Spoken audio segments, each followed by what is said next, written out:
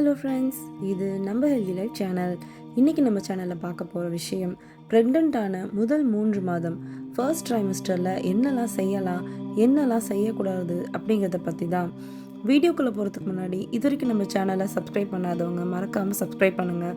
பக்கத்தில் இருக்க பெல் சிம்மில் ப்ரெஸ் பண்ணால் நம்ம சேனல் அப்டேட்ஸ் உங்களை தேடி வரும். முதல்ல ஃபர்ஸ்ட் ட்ரைமஸ்டர்னால் என்னன்னு பார்க்கலாம்.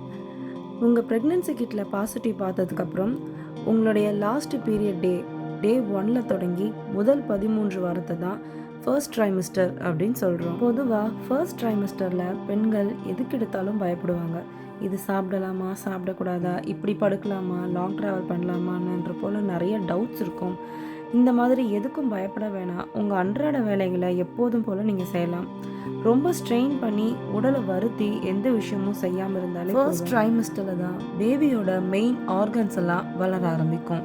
ஸோ தேவையான போஷாக்கான உணவை முழுமையாக எடுத்துக்கணும். ஃபர்ஸ்ட் ட்ரைமஸ்டரில் மார்னிங் சிக்னஸ்ஸு, டயர்ட்னஸ், டிசிக்னஸ்னால் அதிகமாக இருக்கும்.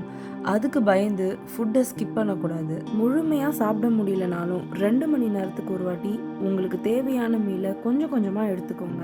அதோட சில பெண்களுக்கு மார்னிங் எழுந்ததும் ப்ரஷ் கூட பண்ண முடியாது.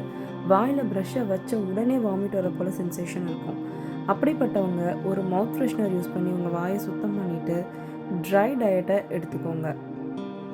அதாவது ஒரு கிளாஸில் மில்க் எடுத்துக்கலாம், அதோடு சேர்த்து ப்ரெட் எடுத்துக்கலாம், ட்ரை ஃப்ரூட்ஸ் எடுத்துக்கலாம்.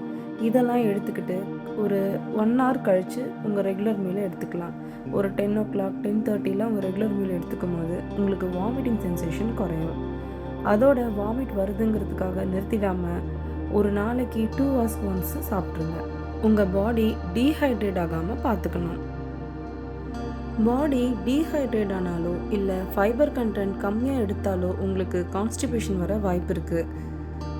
உங்களோட ரெகுலர் டயட்டில் நிறைய ஃப்ளூயிட்ஸ் இருக்க மாதிரி பார்த்துக்கோங்க. ஃப்ரூட் ஜூஸ், இளநீ, மோர், நிறைய தண்ணி, அதோட ஃபைபர், ப்ரோட்டீன், ஃபேட் எல்லாம் ஈக்குவலண்ட்டாக இருக்க மாதிரி பார்த்துக்கோங்க. உங்கள் உடலுக்கு ஏதாவது தொந்தரவு வந்ததுன்னா இம்மீடியட்டாக டாக்டரை போய் பாருங்கள். எந்த மெடிக்கல் ஷாப்லேயும் டேப்லெட்ஸ் எதுவும் வாங்கி போட வேணாம். டாக்டர் ப்ரிஸ்கிரைப் பண்ணுற அயன் கால்சியம் சப்ளிமெண்ட்டை ரெகுலராக எடுங்க. மறக்காமல் ஃபோலிக் ஆசிட் டேப்லெட்டையும் மிஸ் பண்ணாமல் எடுத்துக்கோங்க. அடுத்த முக்கியமான விஷயம், உங்கள் டாக்டரை எப்போ பார்க்கலாம் அப்படிங்கிறது தான். ப்ரெக்னன்சி கன்ஃபார்ம் ஆனதுக்கப்புறம் 45வது நாள் கண்டிப்பாக ஹாஸ்பிட்டல் போயிடணும். 6th வீக்கில் உங்கள் பேபியோட ஹார்ட் பீட்லாம் ஸ்டார்ட் ஆகிருக்கும்.